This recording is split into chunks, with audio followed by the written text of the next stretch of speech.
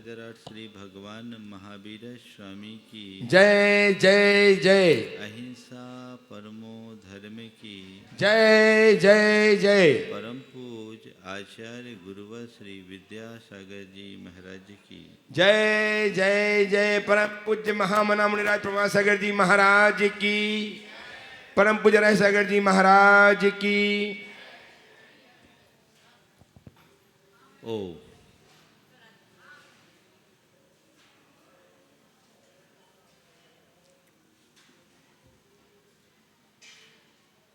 धर्म की शुरुआत स्वयं के पहचान से होती है और उसकी पूर्णता स्वयं की उपलब्धि में। हमारा संपूर्ण मार्ग स्व की पहचान से लेकर स्वयं की उपलब्धि का मार्ग है। आचार्य कुंद ने हमें यही कहा कि सबसे पहले अपने आप को जानो, तुम हो कौन उसे पहचानो। हमने अपनी पहचान नाम और रूप तक केंद्रित कर रखी है, जबकि नाम और रूप मैं नहीं हूँ। मेरा स्वरूप अनाम और अरूप है। उस अनाम अरूप स्वरूप को पहचानने वाले लोग ही अपने जीवन का पथ प्रशस्त कर सकते हैं। संसार के दुखों से मुक्त होना है तो हमें उस स्वरूप को पहचानना होगा, और न केवल पहचानना होगा अपितु उसी में रमने का पुरुषार्थ भी करना होगा। भैया, उसी में रमने का पुरुषार्थ भी करना होगा। अनाम अरूप स्वरूप में रमने का पुरुषार्थ हमारा होना चाहिए। आज आचार्य कुंद की एक गाथा आप सबके बीच रख रहा हूँ, जो हमें बहुत अच्छा मार्गदर्शन देती है। वे बहुत साफ शब्दों में कहते हैं कि अगर तू निज में रमेगा तो तरेगा, और पर में संबंध बनाएगा तो डूबेगा। वे कहते हैं जीवेव अजीवेवा संपद समयम हि जथ उजुतो तथैव बंध मोक्षो हौदि समासेन निडिठो। जीव अथवा अजीव, जिस काल में तुम जहाँ उपयुक्त हो, जहाँ लगे हो, जहाँ तुम्हारा चित्त रमा है, वही बंध है और वही मोक्ष है। तुम्हारा ध्यान तुम्हारे अंदर विराजमान स्वरूप पर है, जीव पर है, तो तुम मुक्ति के रास्ते में हो, और अजीव में है तो बंद है। अपनी दृष्टि को टटोल कर देखिए, 24 घंटे हमारी परिणति कैसी होती है, जीव में या अजीव में। हमारा चित्त अजीव में ही उलझा है। बिरले योगी होते हैं जो अपने आप को अपने स्वरूप में निमग्न करते हैं, और जो अपने आप को अपने स्वरूप में निमग्न रख लेते हैं वे इस संसार से पार हो जाते हैं। हमारे सभी तीर्थंकर भगवंतों का यही उपदेश है कि तू पर से हटकर निज में रमने का अभ्यास कर। जन्म जन्मांतरों से तेरा यही संस्कार बना है, तू हमेशा पर में लीन रहा है, पर से नाता जोड़ा है, पर से संपर्क रखा है, और पर से रमने की वृत्ति अपनाए रखा है। पर को पर जानो, निज को पिछानो, और न केवल नहीं निज को पहचानो अपितु निज को पहचानने के बाद निज में रमो। हम लोग सुनते तो बहुत हैं, बल्कि जब से हमने होश संभाला और जब से हमने प्रवचन सुनने का अभ्यास शुरू किया, यही तो सुने। जीव जुदा, पुद्गल जुदा, यही तत्व का सार, बाकी जो कुछ कथन है सब इसका ही विस्तार। हमने सुना सब है, जानते हम सब हैं, लेकिन उसके उपरांत भी हमारे साथ वही होता है और हम वही करते हैं जो आज तक करते आए हैं। आखिर इसका रहस्य क्या है? हमें इस बात को जानना चाहिए। पिछले दिनों एक गाथा आप सबके बीच रखी गई थी, दुखे नज्जै नानम, नानम पाऊन दुख भावना दुखम, भावी मनोय जीवो विशेष विरज्ये दुखम। बहुत कठिनाई से, कठिनता से आत्मा का ज्ञान होता है, और ज्ञान होने के बाद, पहचान होने के बाद उसकी भावना तो और कठिन है। और जो लोग आत्मा की भावना भाव ही लेते हैं वो विषयों से विरक्त बहुत मुश्किल से होते हैं, जानने के बाद भी उसी में रमते रहते हैं। ये उत्तरोत्तर कठिन से कठिनतर स्थिति है। आचार्य कुंद कुंद कहते हैं, अनादि काल से तुम्हारे साथ यही हुआ है। अब अपनी आंखें खोलो और अपने आप को जानने के साथ साथ उसमें रमने का भाव जगाओ। जानो मैं कौन हूं, सबसे पहला चरण जानो। हम लोग कहाँ जानते हैं? शब्दों में कह देते हैं कि मैं आत्मा हूं, लेकिन आत्मा के प्रति जैसी श्रद्धा और झुकाव होना चाहिए वैसा बहुत कम दिखता है। हमें उसे गहरा बनाना है। 4 बातें आप सबसे मैं कहूंगा। ज्ञान, भावना, अनुभूति और उपलब्धि। ज्ञान, भावना, अनुभूति और उपलब्धि आध्यात्मिक विकास के एक क्रमिक चरण है। प्रथम चरण में ज्ञान, अपनी आत्मा का ज्ञान, भेद विज्ञान, स्वरूप की पहचान, मैं कौन हूं। आचार्य कुंद कुंद कहते हैं कि तुम हमेशा ये जानो, अहमिको खलु शुद्धो दंसन नान मय्यो सदा रूबी, नबी अथि मज्ज किंच भी अन्नम परमाणु मित्तम पी। मैं एक शुद्ध आत्मा हूं, ज्ञान दर्शन लक्षण वाला हूं, अरूपी हूं। मुझसे पृथक एक परमाणु भी मेरा नहीं है। ये ज्ञान अंतर में होना चाहिए। जब हम स्वाध्याय में रहते हैं, तत्व चर्चा में रहते हैं, तब ऐसी बातें भले कर लेते हैं, लेकिन बाकी समय में तो क्या मान जानते अपने आप को। जो मैंने अपनी एक काल्पनिक छवि गढ़ रखी है, हमने वही मान लिया। मैं कौन हूँ, मुझे नहीं जानते, मेरा नाम मुनि प्रमाण सागर है।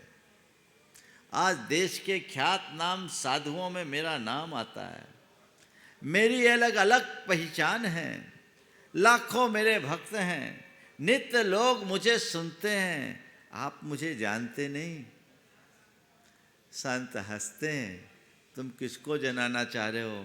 यथार्थ तो यह है कि अभी प्रमाण सागर खुद को ही नहीं जानता कि आखिरी असल प्रमाण सागर कौन है।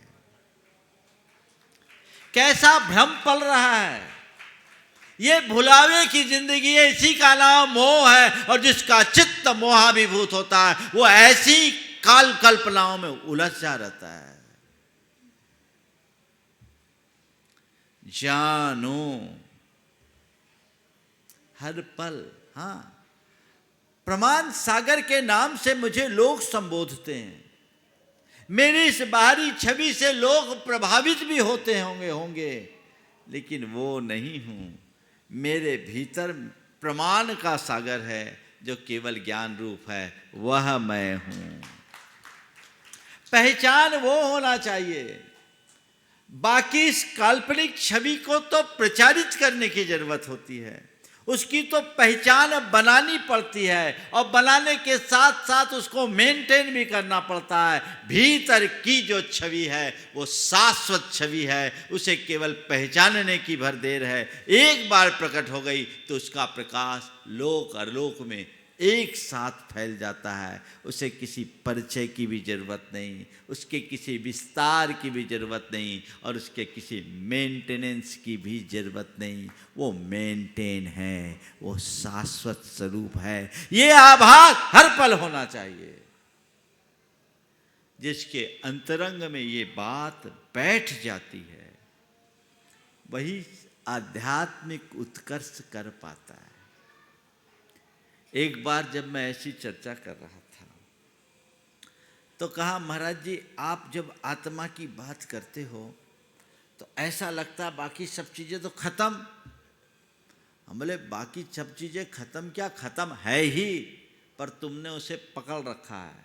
वो सत्य कहाँ, वो तो भ्रमजाल है, वो तो सपना है। लेकिन जब तक नींद है तब तक सपना ही सत्य दिखता है। जब तुम्हारी नींद टूटेगी तब तुम्हें समझ में आएगा कि ये सपना है। सपना टूट जाने के बाद स्वप्न जगत के साम्राज्य के खोने का कोई दुख नहीं होता, और साम्राज्य की उपलब्धि की कोई खुशी भी नहीं होती। वो तो सपना था। बस ऐसे ही महाराज ऐसा करेंगे तो व्यवहार टूट नहीं जाएगा। अरे व्यवहार है कहाँ, वो तो टूटा हुआ ही है, हमारी मान्यता मात्र है। फिर भी प्रथम भूमिका में अपने आप को जानते हुए, जैसा मैंने पिछले दिन आप सबसे कहा था, ये मान के चलो ये रोल है, रियल नहीं है। रोल है, रियल नहीं है, ये भेद विज्ञान। पर लोग रोल को ही रियल मान लेते हैं तो रोते हैं। इसी का नाम है पर्याय बुद्धि। और इस पर्याय बुद्धि से संपन्न लोगों के लिए आचार्य कुंद कुंद कहते पज्जय मूढ़ा ही पर समया। वो सब अज्ञानी है, घोर अज्ञानी है। और हमारा आप सबका अतीत का इतिहास ऐसा ही रहा, हम इसी अज्ञान में अभिशप्त होकर जीते रहे हैं।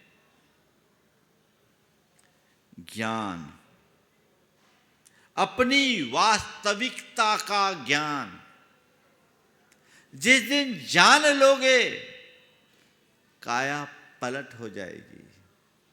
जब तक तुमने पर में आत्म बुद्धि रखी है, दुख है, बंधन है। जिस दिन निज का बोध हो जाएगा, सारा दुख खत्म हो जाएगा। बोध होते ही सब खत्म। एक जगह एक एक्सीडेंट हुआ, मोटरसाइकिल से एक्सीडेंट। एक 22 साल का युवा छत बिच्छत पड़ा हुआ था, ऑन स्पॉट डेथ। पूरा सिर चकनाचूर हो गया था, भीड़ लगी थी। वहीं वो व्यक्ति भी पहुंचा जिसे मालूम पड़ा कि उसके बेटे का एक्सीडेंट हुआ। देखा मोटरसाइकिल वही, बेटे की पहचान तो नहीं हो पा रही थी, पर मोटरसाइकिल से और कपड़ों से लग रहा था कि ये मेरा ही बेटा है। अब फूट फूट के रोए जा रहा है। हाल खराब, इकलौता बेटा, 22 साल का जवान बेटा अचानक इस हादसे में मर गया। उसकी तो दुनिया ही उजड़ गई। छाती पीट रहा था, इसी मध्य उसका बेटा आके खड़ा हो गया। बेटा तू? बोले पापा आप रो क्यों रहे? अरे तू चकरा गया, ये क्या? तू तो सलामत है। उसे लगा कोई सपना तो नहीं देख रहा। पापा आप घबराए नहीं, मैं बिल्कुल सलामत हूँ। ये क्या हुआ? बोले वो तो मेरा फ्रेंड था, मेरी बाइक लेकर के आया था, मैं रुक गया, उससे किसी काम में जाना था, मेरा फ्रेंड था पापा, वो बाइक लेकर आया, मैं सलामत हूँ। मुझे बहुत दुख हो रहा है कि मेरा फ्रेंड आज चला गया। अब जान में आया, अरे चलो तू सलामत है, तू सलामत है, तू सलामत है। क्या बात हुई, घटना क्या बता रही है?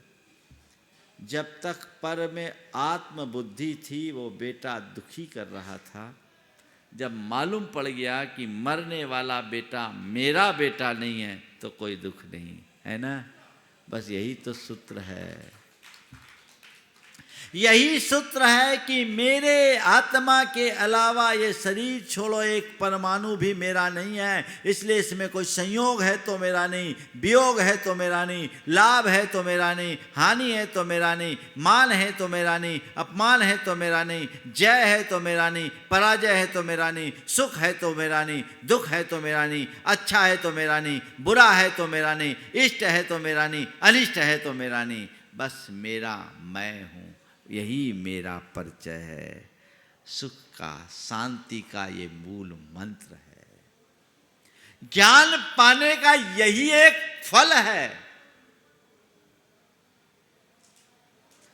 और ऐसा प्रैक्टिकल जिनके जीवन में आ जाता है बहुत आनंदित होते हैं। मेरे संपर्क में एक सज्जन है जिनके बेटे की एक गलती से गलत पॉलिसी अपना ली और उनको बड़ा भारी नुकसान हुआ, 10 करोड़ से अधिक का नुकसान हुआ। बेटा तो मायूस हुआ। फिर पिताजी ने बेटे को भी समझाया और खुद को भी संभाला। अब मेरे पास लेकर आए, बोले महाराज जी इससे बोलो कि अपना था कहाँ जो गया, अपना जो है सो है। हमने तो कमाया, सिर्फ निमित्त था, जाना भी एक निमित्त है। और महाराज जी इसको समझाओ, इस नुकसान को ये नसीहत माने, ये सोच ले कि अपने जीवन में इतना कम कमाया, जो कमाया वो बच भी जाता तो छोड़ के जाना है, चला गया भी तो छोड़ के जाना है। और जहाँ तक संसार में ज़रूरतों की बात है, अभी हमारे पास क्षमता है, योग्यता है, हुनर है, फिर कमा लेंगे।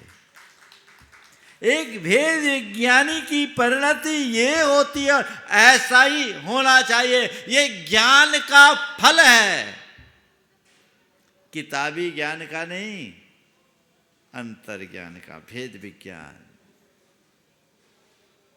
वो अंतरंग में बना रहना चाहिए। यदि अंतरंग में भेद विज्ञान जाग गया तो आशा, अपेक्षा, आसक्ति और व्यामोह सब शांत हो जाते हैं। और इसकी जरूरत है।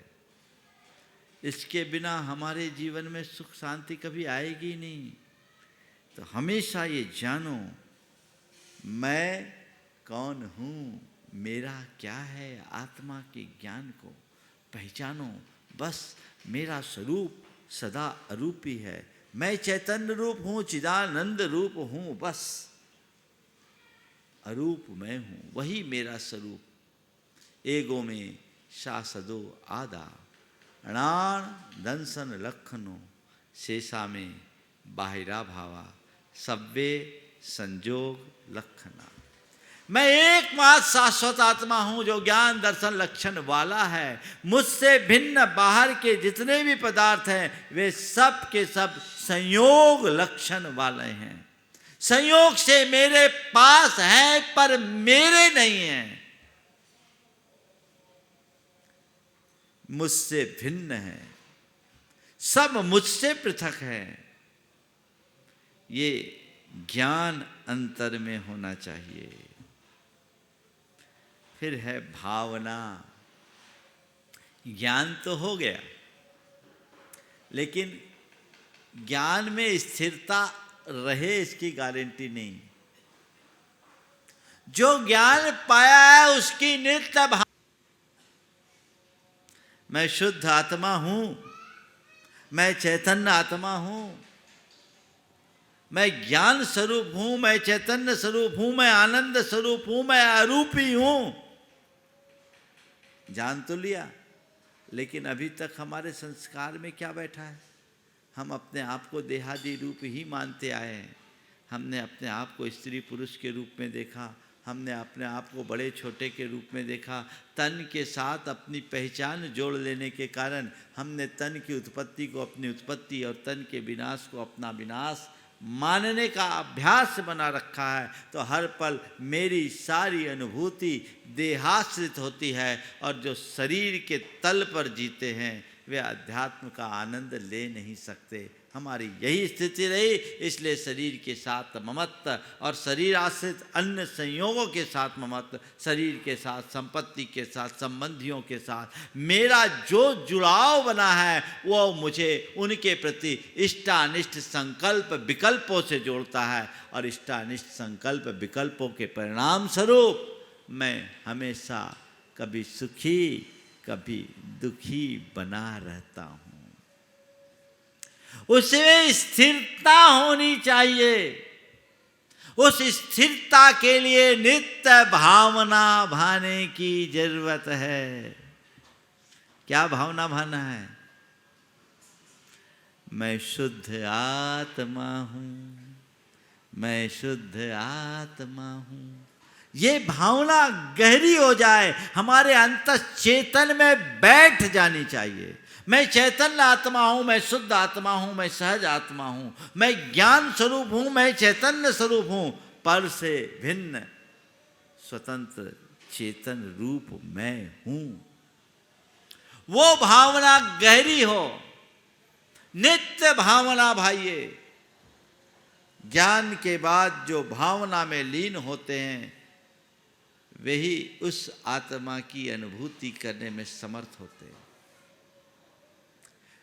भावना योग यही तो बताता है।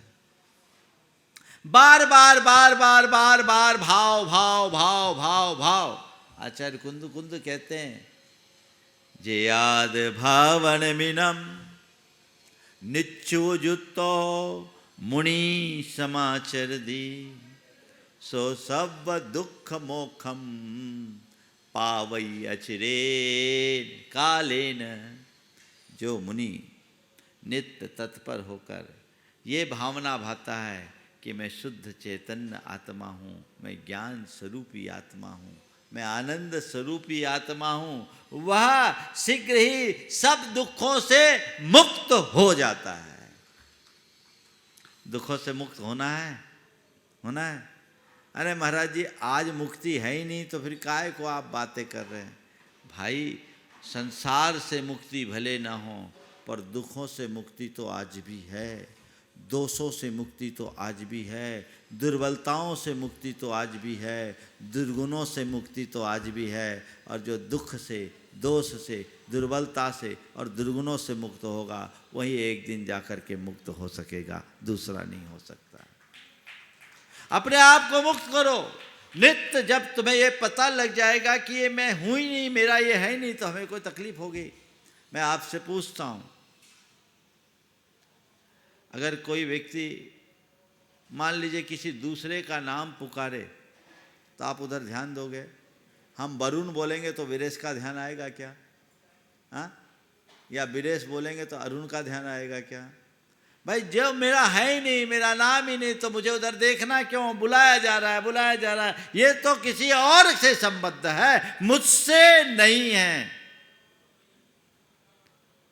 तो उससे जुड़ी कोई घटना, उससे जुड़ा कोई संयोग, उससे जुड़ा कोई प्रसंग हमें रंच मात्र भी प्रभावित नहीं कर सकता, क्योंकि वो मैं हूँ ही नहीं। है ना? बात तो समझ में आ रही है, अनुभव की है ना? मैं वो हूँ ही नहीं, तो उससे जुड़ी कोई भी बात मुझे कतई प्रभावित नहीं कर सकती। कहते हैं ज्ञान और भावना के बल पर तुम ये बात गहरी बिठाल दो कि मैं शुद्ध गायक स्वरूप आत्मा हूँ, चैतन्य आत्मा हूँ, आनंद स्वरूप आत्मा हूँ, यही मेरा असली स्वरूप है। मैं कोई बड़ा नहीं, कोई मैं छोटा नहीं, कोई अच्छा नहीं, कोई बुरा नहीं, मेरी कोई अपनी रेपुटेशन नहीं, मेरी कोई अपनी छवि नहीं, मेरी कोई इमेज नहीं, ये सब काल्पनिक इमेज। उसने मुझे ऐसा बोल दिया, उसने मुझे गाली दे दी, उसने मेरे साथ दुर्व्यवहार कर दिया, उसने मेरा नुकसान कर दिया, उसने मुझे पैसा हड़प लिया, उसने मेरी संपत्ति हड़प ली, उसने मुझे नीचा दिखा दिया, उसने मुझे ऐसा कर दिया, उसने मुझे ऐसा कर दिया, वैसा कर दिया, ये कर दिया, वो कर दिया। भैया किसको किया? तुझे तो कोई छू भी नहीं सकता, तुझे तो कोई हिला भी नहीं सकता, और जो तू है ना, तेरी आत्मा के असंख्य प्रदेशों में एक प्रदेश को भी इधर से उधर नहीं कर सकता। ये जो कुछ भी है वो तेरा कहाँ है? तू मान रखा है, तू मान रखा है कि मैं ये हूं। अपने इस काल्पनिक छवि से व्यामोह छोड़ो, ये मुझसे भिन्न है। जब भावना के बल पर ये बात गहरी हो जाए तो संसार में कुछ भी घट जाए कोई फर्क नहीं पड़ता, चाहे वे मुनिराज हों या एक गृहस्थ। मुनियों के उदाहरण तो हमने खूब सुने, बड़े बड़े उपसर्गों को उन्होंने सहा। गज कुमार मुनिराज के शीश पर जलती हुई सिगड़ी रख दी। आप सोचो क्या होगा, लेकिन गज कुमार मुनिराज ज्ञान और भावना में ऐसे डूब गए कि उनकी अनुभूति ही बदल गई। वो उन्हें लग रहा है ये सिगड़ी मुझ पर जल ही नहीं रही है। सिगड़ी किस में जल रही है? इस शरीर को जला रही है, शरीर में जल रही है, और ये तो शरीर है, विनाशी है। मैं शरीर नहीं शरीरी हूं, मैं देह नहीं चेतन हूं, मैं ये हूं ही नहीं। भावना के बल से उनके हृदय में ऐसी गहरी धारणा बैठ गई तो क्या हो गया? वो मात्र दृष्टा बने रहे, दृश्य में नहीं उलझे। कल परसों मैंने कहा था ना, दृश्य को नहीं दृष्टा को पहचानो। सच अर्थों में देखा जाए तो गज कुमार मुनिराज भी उस घटना के उतने ही साक्षी थे जितना दूसरे, बल्कि दूसरे और उनमें एक अंतर था। दूसरे तो उफ उफ कर रहे होंगे, चीख पुकार कर रहे होंगे, उनके मन से मुख से दर्द प्रकट हो रहा होगा, लेकिन गज कुमार कह रहे हैं जानो और देखो, ये भी एक परिणति है। जड़ की परिणति जड़ में है और चेतन की परिणति चेतन में है। मुझे जड़ से नहीं चेतन से नाता जोड़कर चलना है। कोई फर्क नहीं पड़ा। महाराज जी ये तो बहुत हाइट की बात हो गई, हम साधारण लोगों के साथ ऐसा कैसे होगा? मैं आप सबसे कहूँगा कि अगर भावना गहरी हो तो आप अपने आप को दुखों से बाहर निकाल सकते हो। और आज तुम्हारे साथ ऐसा उपसर्ग नहीं होने वाला, लेकिन शरीर के साथ और कई संयोगों के साथ ऐसा हो तो तुम्हारा भेद विज्ञान तुम्हें बचा सकता है। मैं एक ऐसे व्यक्ति को जानता हूँ जो पिछले 20 सालों से गठिया वात का से पीड़ित है। सारे इलाज कर लिए, कोई काम नहीं, और इतनी वेदना कि दूसरा आदमी तो सुसाइड भी कर ले।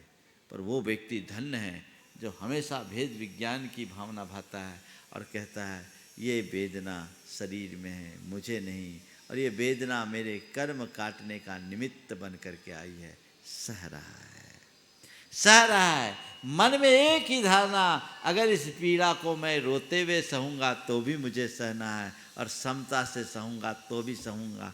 मेरा दर्द मुझे ही भोगना है, बाकी दूसरे तो केवल बाहर से निमित्त बन सकते हैं, करने वाला कुछ नहीं। कर्म का उदय है, ठीक है, नरकों में भी हमने वेदनाएं भोगी है, और वह वेदना बहुत दारुण वेदना रही, उसके आगे तो ये कुछ भी नहीं। इसलिए मुझे अब बस सहना है, उसका दृष्टा बनना है। ये किसका परिणाम है? भेद विज्ञान का। भेद विज्ञान अगर तुम्हारा गहरा हो जाए और उसकी भावना तुमने सुदृढ़ कर ली तो तुम्हें पाने और खोने में कोई विकल्प नहीं होगा। तुम्हारे जीवन में कैसी विपत्ति आ जाए विचलित नहीं होगे, बीमारी हो जाए तो ज़्यादा विचलित नहीं होगे, वियोग हो जाए तो तुम परेशान नहीं होगे, और कोई दूसरे प्रकार की विसंगति भी बैठ जाए तो तुम्हारी प्रसन्नता बनी रहेगी, क्योंकि ये सब ऊपर की चीज़ है। विपत्ति मुझ पर नहीं, बीमारी मेरी नहीं, वियोग मेरा नहीं, और विसंगति भी मेरी है नहीं, क्योंकि मेरी संगति शाश्वत है, मेरा स्वरूप शाश्वत है, मेरी स्थिति शाश्वत है। मैं चिरंतन हूँ, शाश्वत हूँ, अविनश्वर हूँ, अनादि हूँ। ये श्रद्धान गहरा हो जाए तो फिर कोई भ्रम प्रकट नहीं हो सकता। तो ज्ञान, भावना, भावना गहरी करो और उसकी अनुभूति करो। भावना से धारणा दृढ़ बन जाती है। मनोविज्ञान कहता है हम जिसकी भावना भाते हैं वो संस्कार हमारे सबकॉन्शियस में जम जाते हैं, और जैसे संस्कार हमारे सबकॉन्शियस में जमते हैं हमारा कॉन्शियस माइंड वैसा ही काम करने लगता है और वैसा हमारा जीवन बन जाता है। यद भाव्यते तद भवति की उक्ति इसी को चरितार्थ करती है। तो हम जैसी भावना भाते हैं वैसा सब कुछ हो जाता है। तो फिर हम ये भावना भाएं वैसा अनुभव भी करने लगे। हमारी धारणा से बहुत कुछ बदल जाता है। हम एक बार जैसी धारणा बना लें सब कुछ वैसा ही वैसा होता है। कई बार धारणा का हाल बड़ा बुरा हो, विचित्र भी हो जाता है। एक बार ऐसा हुआ, ट्रेन में भीड़ बहुत थी, सर्दी का मौसम था। अब दो लोग जो सीट के पास बैठे थे वो आपस में बुरी तरह उलझ रहे थे। एक बोलता था भैया कांच खोलो मुझे घुटन हो रही है, वो कहता था कांच गिराओ क्योंकि मुझे ठंड लग रही है। अब वो घुटन हो रही है, गिराने के लिए खोलने के लिए बोले, वो गिराने के लिए बोले, वो खोलने के लिए बोले, गिराने के लिए बोले। अब दोनों बुरी तरह उलझ गए। इस बीच टीसी आया, पूछा भैया क्यों उलझ गए? बोले हमें ठंड लग रही है, कांच खोलने बोलता है, वो बोलता है कि नहीं मुझे घुटन हो रही है, कांच खोलो। तो उसने कहा भैया तुम तो इतने उलझ गए हो, थोड़ा खिड़की को तो देखो, उसमें कांच ही नहीं है, कांच फूटी हुई, कांच फूटी हुई है। जिसकी कांच फूटी हुई है उसके पीछे लोग उलझ रहे हैं, जिसका वजूद नहीं लोग उसमें ही खोए हैं। ये हमारी अज्ञान प्रेरित धारणा का प्रतिफल है। भावना गहरी होनी चाहिए। बार बार बार बार भावना को भाइये, गहराइए गहराइए गहराइए। एक ही बात, एक ही बात। आप लोग कहते होंगे महाराज जी प्रवचन में भी घूम फिर के तो बात वही आती है। तो बात ही भगवान ने वही कही, हम कहाँ से नहीं लाएंगे? घुमा फिरा करके केंद्र में तो आत्मा ही है। वो बार बार बार बार सुनोगे तो कुछ असर होगा, क्योंकि हमारे माइंड में दूसरा असर अनादि का जमा हुआ है, उसे साफ करना है। निरंतर भावना भाते रहने से एक स्थिति ऐसी आती है कि फिर आप उसका अनुभव करने में भी समर्थ हो जाते हैं। वो भावना अनुभूति में परिणत होती है। ज्ञान से भावना, भावना से अनुभूति, ये क्रमिक चरण है। गज कुमार मुनिराज ने ज्ञान पाया, भावना भाई, और वे अनुभव किसका कर रहे थे? किसका अनुभव कर रहे थे? सिगड़ी के जलन का, दाह का, या आत्मा के आनंद का? पक्की धारणा। ये प्रयोग हुआ धारणा पे। हाथ में बर्फ का टुकड़ा दिया गया और कहा गया ऐसी धारणा बनाओ कि अग्नि है। अग्नि की धारणा से हाथ में जलन हो गई और हाथ में अग्नि दी गई, अंगार, और कहा गया धारणा बनाओ कि ये बर्फ है। कुछ नहीं हुआ। ये धारणा है ना। तो भावना से धारणा प्रगाढ़ हो जाती है। कहते हैं कि साइबेरिया में बिना एकदम बर्फीली जगहों में धारणा के बल पर लोग घंटों निर्वस्त्र रहते हैं। तो भावना हम जैसी भाते हैं वैसा अनुभव होने लगता है, वैसी धारणा बन जाती है।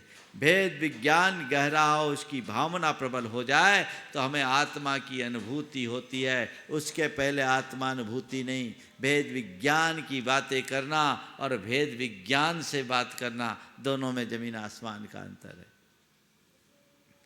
बड़े बड़े लोग हैं जो भेद विज्ञान की बातें तो बहुत करते, बस बातें उतनी देर करते जितनी देर वो चर्चा चलती है। सभा से उतरते ही दुनिया की बातें दूसरी होने लगती है। यहाँ कह रहे नहीं, उसके प्रति दृष्टि होनी चाहिए, वैसी धारणा गहरी बन जानी चाहिए।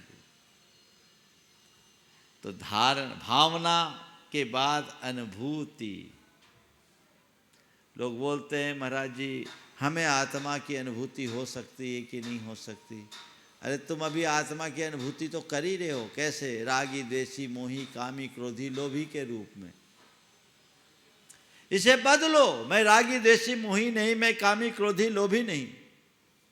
मैं शुद्ध चेतन आत्मा हूं। ये भावना बार बार बार बार दोहराते जाओ, दोहराते जाओ, दोहराते जाओ, दोहराते जाओ, गहराते जाओ, गहराते जाओ, गहराते जाओ, गहराते जाओ। जब गहरा लोगे तो एक स्टेज आएगी कि मैं ये नहीं हूं। हाँ, उसमें भी भूमिका अनुरूप परिवर्तन होता है। नीचे की भूमिका में तुम सराग अनुभव करोगे, और जब साधक बन जाओगे, साधना की चरम अवस्था में पहुंच जाओगे, वीतराग निर्गंथ मुनि की अवस्था प्राप्त करोगे, तब तुम उसका वास्तविक अनुभव करोगे। एक वीतरागी मुनि ही शुद्ध आत्मा की अनुभूति का पात्र है, कोई दूसरा नहीं, क्योंकि उसकी भावना उस स्तर पर होती है। और जिस पल तुम्हें उस आत्मा की अनुभूति हो जाएगी, उसी क्षण तुम्हें कैवल्य की उपलब्धि होगी। शुद्धात्मा अनुभूति ही कैवल्य का आधार है। जिसे शुद्धात्मा की अनुभूति हो गई, उसे केवल ज्ञान पल में। और जब तक वहां नहीं पहुंचे तो समझना अभी बहुत पीछे हो। तो ज्ञान, भावना, अनुभूति, उपलब्धि, ये मार्ग है। तो जीवेवा संपदि संयम्य जत उजुतो तथे बंध मोखो हवदि समासेन निद्रितो। कह के आचार्य कुंद यही कह रहे, तू बस जान और उसी में ध्यान लगा, उसी में भावना भाव, उसी में भावना भाव, उसकी ही भावना भाव, भावना भाव, भावना भाव भाते जाओ, एक ही धुन। क्या है? मैं शुद्ध आत्मा हूँ, मैं शुद्ध आत्मा हूँ, सोहम सोहम सोहम, उसका ही शॉर्ट फॉर्म है। निरंतर दोहराते रहने वाले अपने जीवन में निश्चित सफल होते हैं। ये अंतरंग में दोहराते रहना चाहिए, इसकी भावना गहराते रहनी चाहिए। ये अगर गहराने में आ जाए, हमने इसे दोहरा लिया, तो हमारा काया पलट हो जाए, इसमें कोई संशय नहीं है। तो उत्तरोत्तर उत्तरोत्तर उत्तरोत्तर हम उस तरफ देखने की कोशिश करेंगे, तो वो हमारे जीवन की एक बड़ी उपलब्धि होगी, और उसी में हमारे लिए आध्यात्म का आनंद आएगा। हम जीवन के सार तत्व को प्राप्त करने में समर्थ हो पाएंगे।